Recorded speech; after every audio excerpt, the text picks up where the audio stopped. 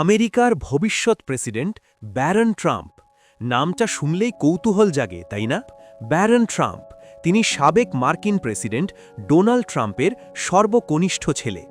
ছোটবেলা থেকেই মিডিয়ার আলোচনায় থাকা এই তরুণকে ঘিরে সোশ্যাল মিডিয়ায় অনেকেই প্রশ্ন তুলছেন, ভবিষ্যতে কি তিনিই হবেন আমেরিকার প্রেসিডেন্ট?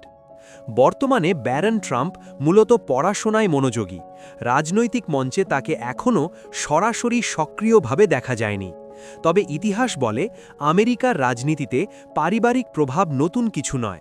যেমন জর্জ ডব্লিউ বুশ ছিলেন সাবেক প্রেসিডেন্ট জর্জ ডব্লিউ বুশের ছেলে।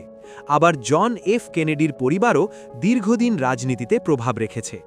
তাহলে প্রশ্ন হচ্ছে, ব্যারন কি তার বাবার রাজনৈতিক পথ অনুসরণ করবেন?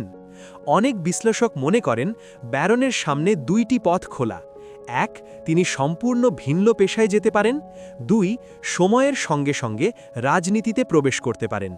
তবে মার্কিন সংবিধান অনুযায়ী প্রেসিডেন্ট হতে হলে ন্যূনতম ৩৫ বছর বয়স হতে হয়। সুতরাং যদি কখনো তিনি রাজনীতিতে আসেনও, সেটি হবে বহু বছর পরের গল্প।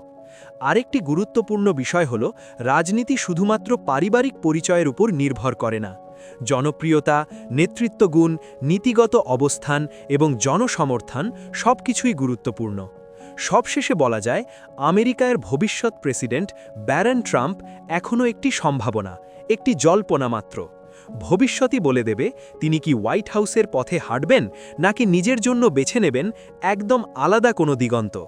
আপনার কি মনে হয়, ব্যারন ট্রাম্প কি একদিন আমেরিকার প্রেসিডেন্ট হতে পারেন? কমেন্টে জানান আপনার মতামত।